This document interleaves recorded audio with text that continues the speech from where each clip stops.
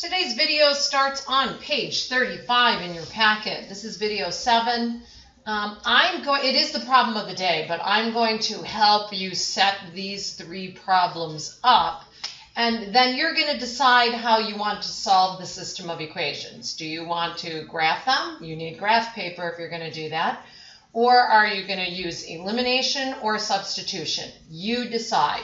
These are some really, really good problems, but a little tough, so I'm going to help.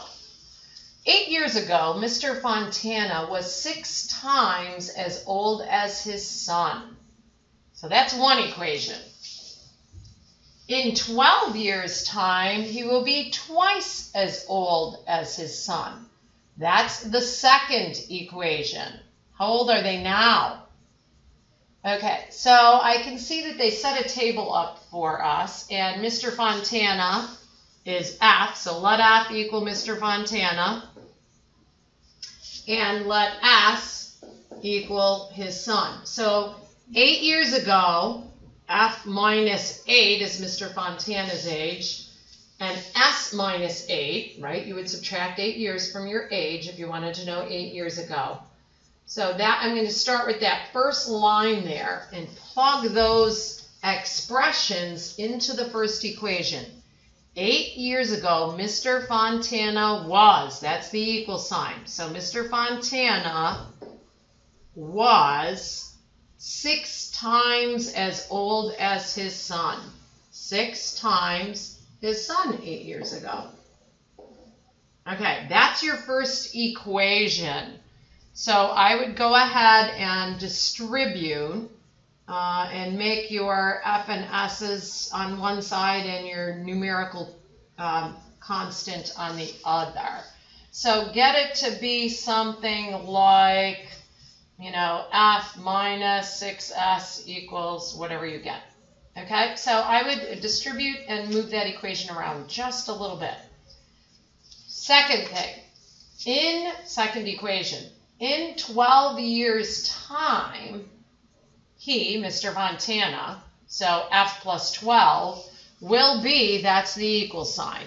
So F plus 12 will be twice as old as his son. So 2 times son plus 12.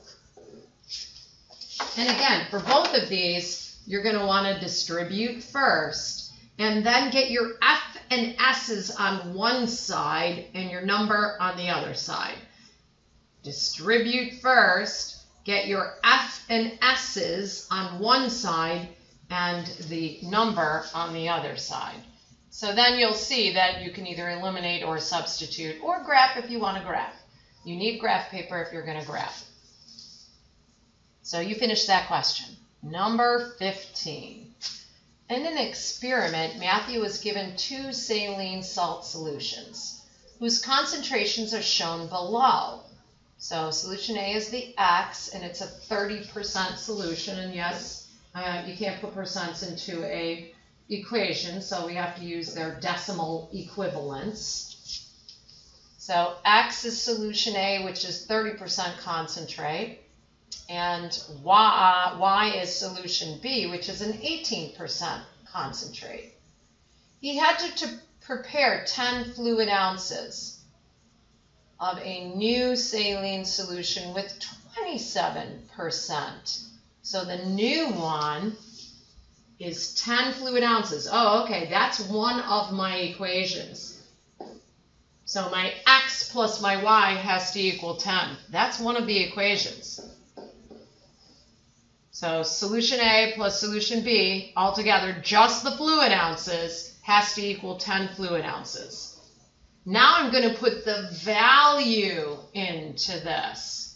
So I know that my 30% solution A, called X, plus my 18% solution B, called Y, has to give me 10 fluid ounces at a 27% solution concentration. So that's your 2 equations.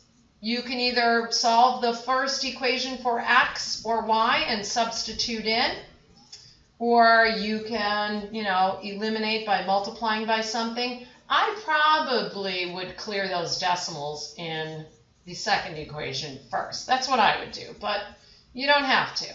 You could work with the decimals if you want. So those are the two equations. Solve it with either elimination, graphing, or substitution. But you do need graph paper if you're going to graph. Last one, number 12. In a boat race, Jenny's team rowed their boat from point A to point B and back to point A. Point A and B are 30 miles apart. Okay, so they're going a total of 60 miles. During the race, there was a constant current flowing from A to B, so that's helping them. There's a current, and they're rowing. Oh, those are the two variables. She took 2 hours to travel from A to B because the current's helping, right? Here the current is helping, so it's like adding to your speed. So that's a plus.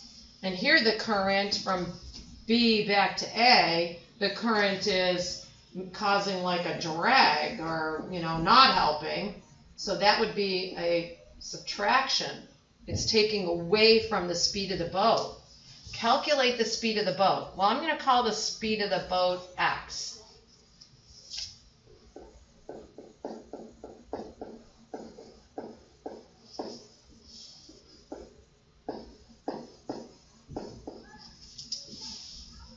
Find the speed of the boat from B to A if there's no current. So the speed of the current is going to be y.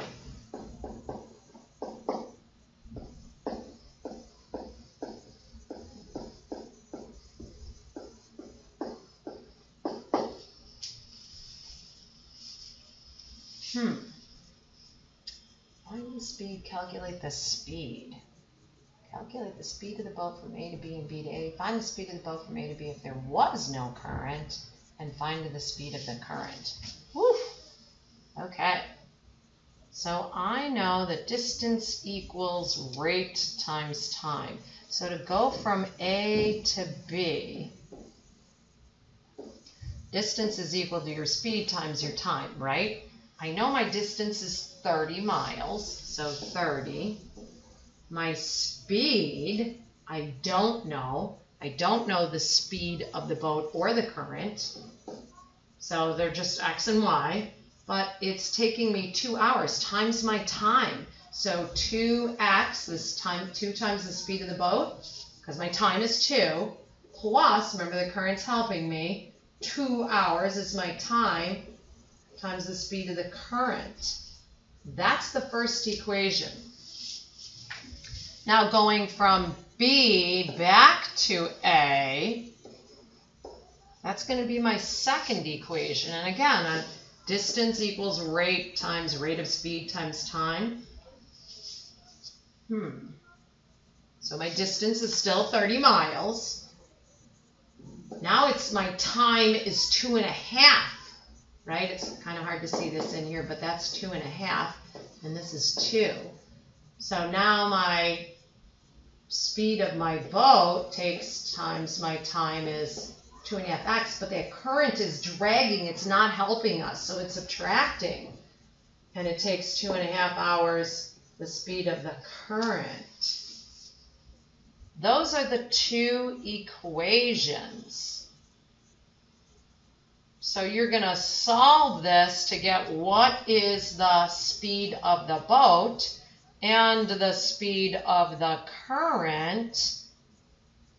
Find the speed of the boat from A to B if there was no current. Oh, okay. Well, that's just the speed of the boat. Okay, so solve that system of equations. You'll get that answer. And that's it for today. So solve these problems, these 3 problems, and we will go over them in class.